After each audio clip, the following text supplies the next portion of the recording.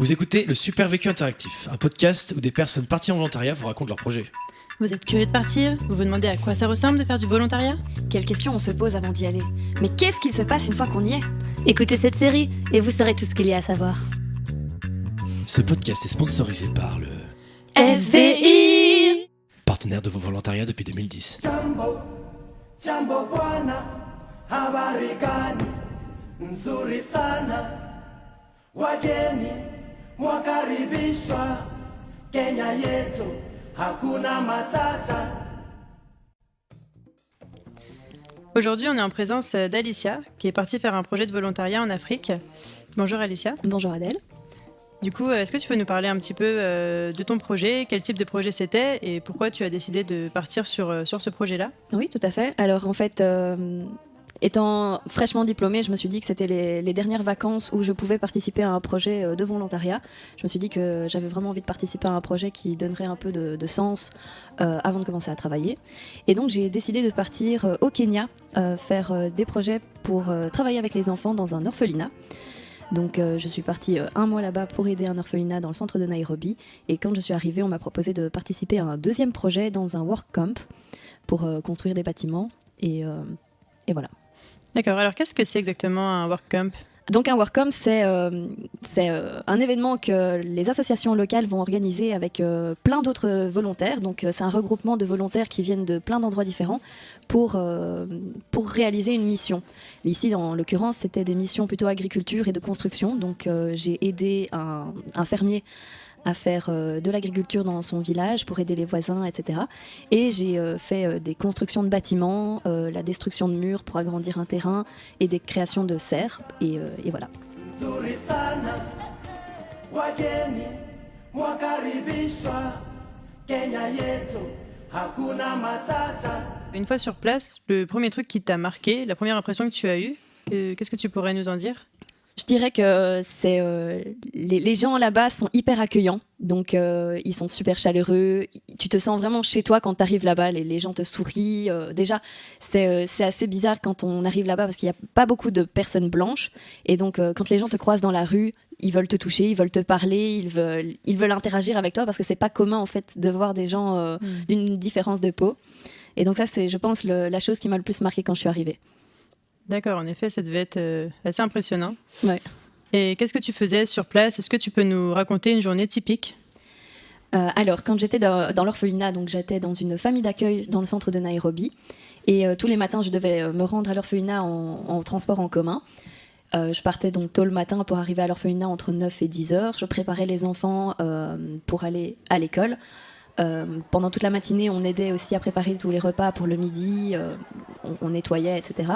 L'après-midi, on avait plus de temps avec les plus jeunes enfants qui n'allaient pas à l'école, donc on veillait à sortir dehors pour leur faire jouer, pour leur faire prendre l'air, parce que sinon ils sont enfermés dans 4 murs et n'ont pas beaucoup l'occasion de sortir, surtout que c'est une toute petite maison pour 40 enfants.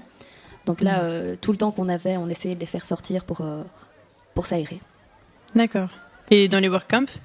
Pour les work camps, donc on avait notre matinée qui était bien chargée. On se levait tôt le matin pour aller travailler jusqu'à midi. À midi, on allait préparer les repas.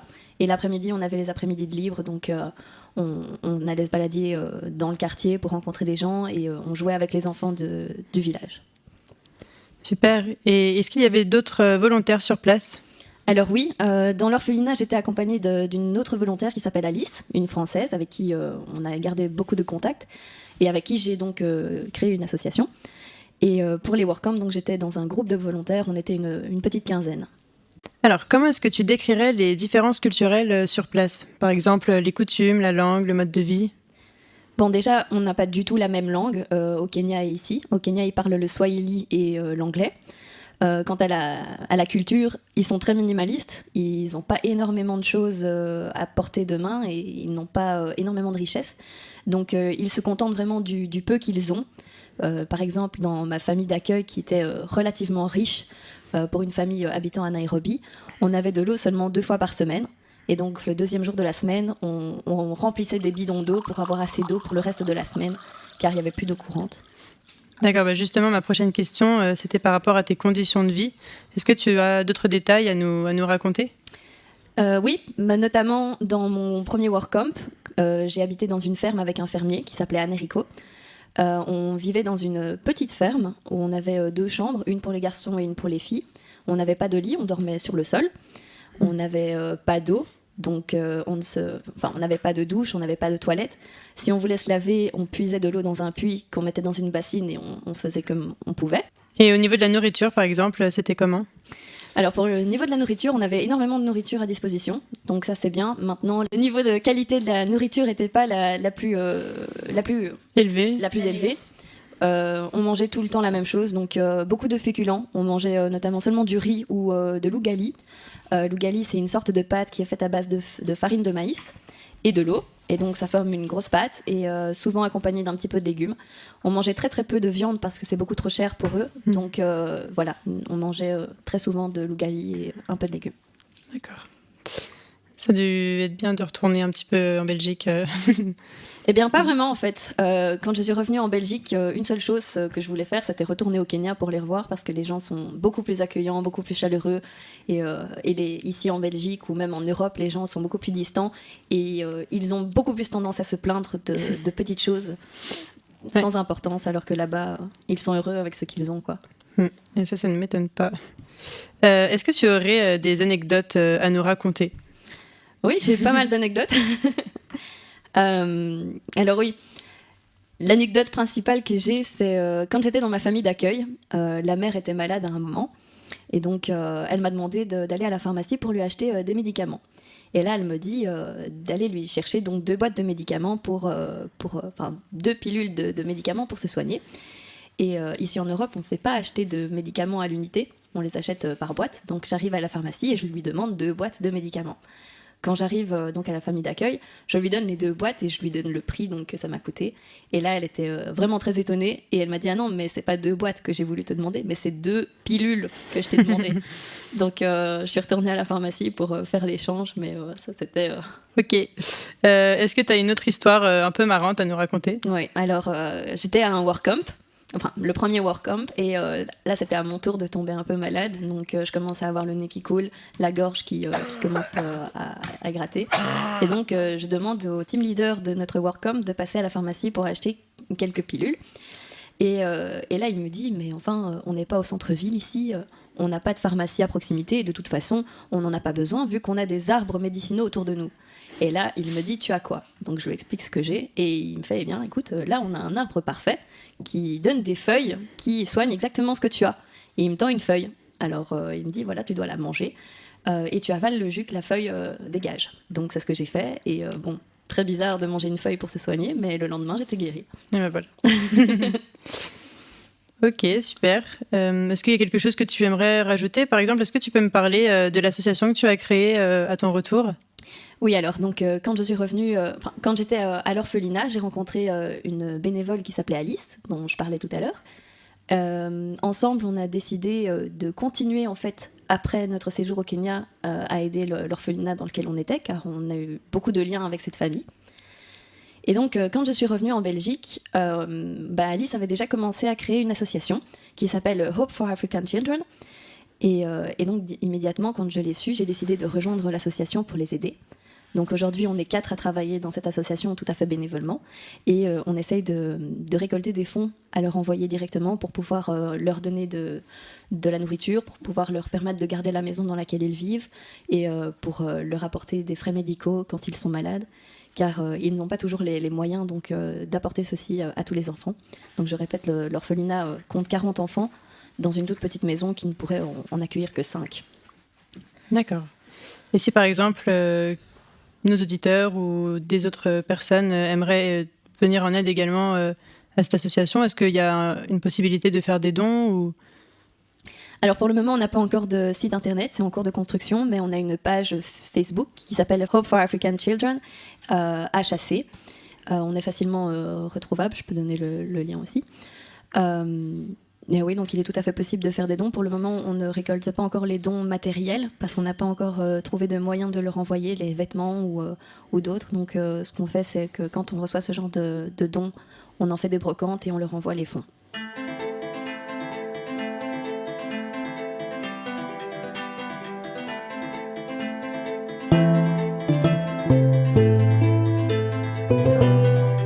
Est-ce que tu peux me parler des relations que tu as tissées également avec les enfants de l'orphelinat ?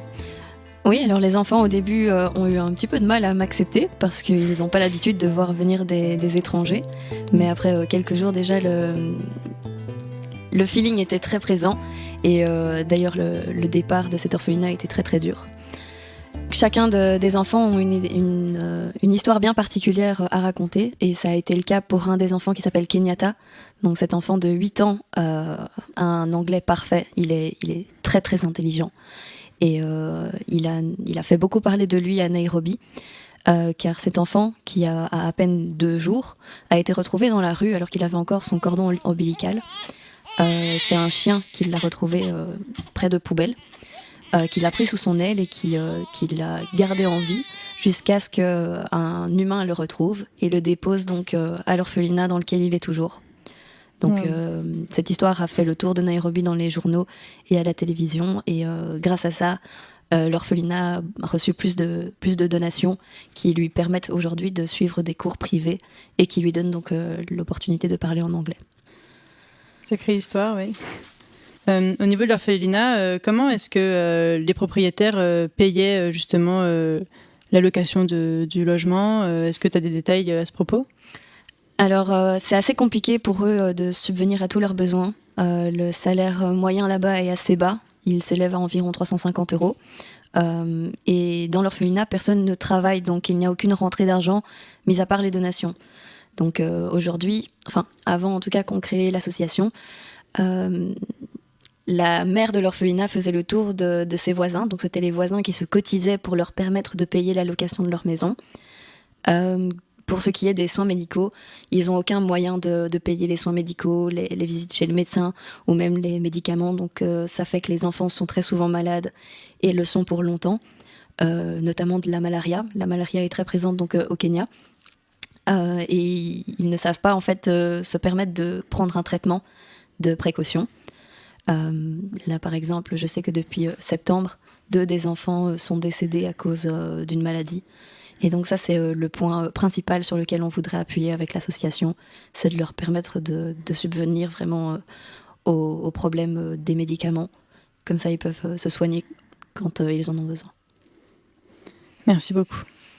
Donc, au sujet des autres volontaires qui étaient avec toi sur place, est-ce que tu as encore aujourd'hui des contacts avec certains d'entre eux ? Alors oui, donc sur place, on a créé vraiment un lien très très fort. On est resté presque 1 mois ensemble, à vivre les mêmes galères tous les jours, à se retrouver dans la même pauvreté et à dormir par terre ensemble. Donc ça nous a créé des liens très très forts ensemble. Et encore aujourd'hui, on parle presque tous les jours. Il y a 2 mois, 10 bénévoles sur les 15 sont venus en Belgique pendant quelques jours pour qu'on puisse se revoir et se retrouver ensemble. Et on prévoit encore de partir. Donc en octobre, ils sont venus à Bruxelles. On a visité tout Bruxelles, Namur, etc. Et en mars, on compte partir à Berlin pour voir l'un des Kenyans, qui est pour le moment 1 an à Berlin. Ensuite, on ira en Russie. Donc oui, je ne l'ai pas dit, mais quand j'étais donc sur le projet du WorkCamp, il y avait une Danoise, un Espagnol, un Italien, un Sud-Coréen, un Russe, et beaucoup de Kenyans qui participaient donc au projet avec nous, et des Français. Et donc on parlait tout le temps en anglais. Et oui, donc en octobre, ils sont venus, donc l'Italien, l'Espagnol, la Danoise, le Russe, le Kenyan et une Française est venue donc en Belgique. Ça fait un beau mélange interculturel. Oui, c'est ça, c'est une grande famille internationale. Et Ouais. donc je vais régulièrement au Danemark pour voir Catherine, qui est la bénévole avec qui j'aimerais repartir faire du bénévolat. Et voilà. Super. Et au niveau de tes liens avec les locaux, est-ce que tu as tissé peut-être des liens particuliers avec certains d'entre eux ? Alors oui, donc les gens là-bas, comme je le disais, sont très très chaleureux et très accueillants. Donc forcément, ils nous ont accueillis comme si on faisait partie de leur famille, et ça a tissé des liens très forts. Je parle d'ailleurs toujours avec la plupart des Kenyans que j'ai rencontrés là-bas. Et l'un d'eux est venu jusqu'en Belgique, quand même. Ah oui. Donc voilà, très très chouette. Oui, tu n'as pas trop senti finalement la différence culturelle, ça n'empêche pas en fait de créer des vraies amitiés. Alors en fait, quand on est au Kenya, on vit dans la même si je peux le dire, misère, que donc ça n'a pas créé de gros chocs parce qu'on se mettait tout à fait à leur place. Mais c'est vrai que maintenant, avec le recul, quand je vois dans quelle richesse on vit en Europe, quand ils nous faisaient visiter leur maison, ils tiennent dans des 3 pièces, mais des maisons construites en terre et en bois. Et nous, ici, on est vraiment dans le luxe, alors que eux, ils se contentent de ce qu'ils ont et qu'ils ne sont pas grand-chose. Tu as pu rencontrer quelqu'un justement qui vivait dans un tel habitat? Alors oui, donc lorsque j'étais dans un work-camp, l'un des travailleurs sur le lieu du camp nous a accueillis chez lui. Et il s'avère qu'en fait, sa maison a été construite par des bénévoles quelques mois plus tôt. Et la maison était faite de 2 pièces, donc un petit salon et une chambre dans laquelle il y avait juste la place de mettre un lit. Et la maison était presque plus petite que lui, donc il devait se pencher pour rentrer. Donc ça, c'était assez choquant quand même de voir que les gens peuvent vivre dans un espace aussi fermé. Alors que, voilà. Et pour toi, est-ce qu'il semblait, lui, heureux dans cette habitation ou tu le sentais qu'il en souffrait peut-être? Ah non, les gens là-bas sont très heureux. En fait, ils se contentent vraiment de ce qu'ils ont. Et quand je vois ici en Europe, les gens se plaignent de petites choses qui n'ont aucune importance, alors que là-bas, les gens n'ont pas grand-chose. Ils ont vraiment très très peu de matériel et ils sont super heureux. J'ai rarement vu des personnes aussi heureuses et souriantes que quand je suis allée au Kenya. Un simple exemple, c'est que les gens ici sont très égoïstes alors que là-bas, ils donnent tout. J'ai rencontré des enfants avec qui on a passé donc un mois tous ensemble. Et quand on est parti, l'un des enfants voulait absolument me donner un cadeau pour me remercier d'être venu le voir. Et il a été un peu pris au dépourvu quand on a quitté le lieu et il m'a demandé quand est-ce que j'allais revenir. Et donc, j'étais pas sûre de le revoir, donc je lui ai dit, écoute, je vais essayer de revenir, mais je ne sais pas quand. Et donc, il m'a fait, ok, parce que j'avais envie de te donner un cadeau et tout. Et donc, on est rentré dans le bus, on est parti. Et au coin de la rue, en fait, on a vu que le groupe d'enfants courait après le bus et ont fait stopper le bus. Et par la fenêtre, il m'a donné la seule chose qu'il avait sur lui, c'était sa paire de lunettes. Ah. Voilà. Que tu as gardé. Que j'ai gardé et que je garderai toujours. C'est beau. Et je voulais savoir par rapport au lien que tu as avec le SVI, qui est donc ton association d'envoi pour ce projet. Est-ce que tu restes en contact avec l'association ? Alors le fait de partir au Kenya m'a fait réaliser que le bénévolat, c'était quelque chose qui me tenait énormément à cœur. Donc je n'avais jamais fait d'expérience avant, mis à part quelques mois de bénévolat dans un refuge pour animaux, qui n'est pas vraiment comparable à ce que j'ai fait au Kenya. Mais quand je suis rentrée en Belgique, je me suis dit non, c'est pas possible, il faut que je continue à travailler dans le bénévolat. Et donc j'ai décidé de m'impliquer un peu plus dans le SVI. Et donc là, pour le moment, j'ai des contacts réguliers avec eux. Et je suis devenue team leader, si on peut dire ça. Super. Et est-ce que tu penses repartir avec cette association ? Tu as un projet futur de voyage ou de volontariat ? Alors déjà, je compte retourner au Kenya. Ouais. Peut-être pas l'année prochaine, mais c'est dans mes projets, peut-être dans 2 ans.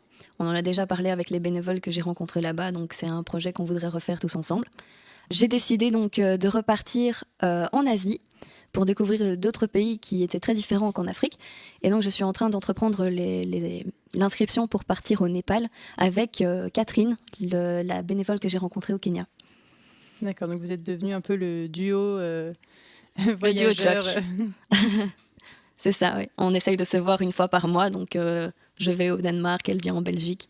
Et donc, notre projet, là, c'est de partir en Asie pour donner des cours d'anglais dans un monastère bouddhiste. D'accord, ok. Donc totalement différent cette fois-ci. C'est ça, Donc, pour il y a apprendre. vraiment des projets super variés du coup au SVI. Voilà, pour apprendre plein d'autres choses et découvrir des cultures complètement différentes. Alicia, je te remercie pour ton témoignage et pour ton retour d'expérience. C'est super intéressant. J'espère que ça pourra inspirer le plus de monde possible. Oui, j'espère aussi, parce que c'est une expérience que je recommande énormément et je ne regrette absolument pas d'être partie là-bas.